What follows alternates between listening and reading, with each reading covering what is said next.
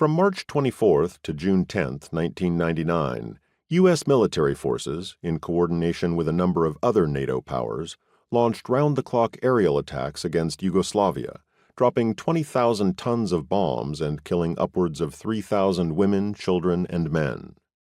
All this was done out of humanitarian concern for Albanians in Kosovo, or so we were asked to believe. In the span of a few months, President Clinton bombed 4 countries: Sudan, Afghanistan, Iraq, repeatedly, and Yugoslavia, massively. At the same time, the U.S. national security state was involved in proxy wars in Angola, Mexico, Chiapas, Colombia, and East Timor, among other places. U.S. forces were deployed across the globe at some 300 major overseas bases, all in the name of peace, democracy, national security, and humanitarianism. Some of us cannot help noticing that U.S. leaders have been markedly selective in their supposedly humanitarian interventions.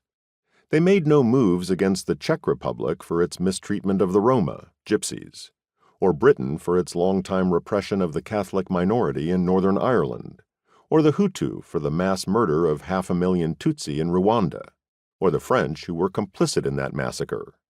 Nor did U.S. leaders consider launching humanitarian bombings against the Guatemalan people for the Guatemalan military's systematic slaughter of tens of thousands of Mayan villagers, or against the Indonesian people because their generals killed over 200,000 East Timorese and were engaged in such slaughter through the summer of 1999.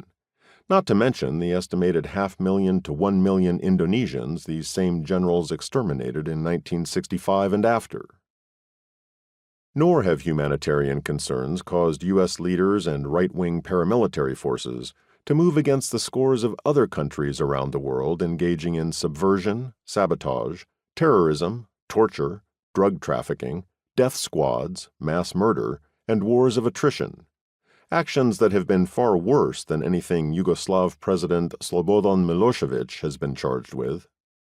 In most cases, the U.S. national security state has not only tolerated such atrocities, but has been actively complicit with the perpetrators, who usually happen to be recipients of U.S. aid and trade. Consider how the Kurds have been treated. At 25 million, the Kurds are the largest nationality group in the world without their own state. For thousands of years, they have inhabited an area now part of Turkey, Iraq, Iran, Syria, and the former Soviet Union. For decades, U.S. leaders and their faithful media mouthpieces ignored the suffering of the Kurdish people. During a brief period in 1990, while busily discrediting and attacking Iraq, U.S. policymakers and media pundits made much of the fact that Iraqi leader Saddam Hussein was mistreating the Kurds under his rule. But not a critical word has been uttered against Turkey, that most faithful and repressive U.S. client state, with its long history of torturing and killing dissidents.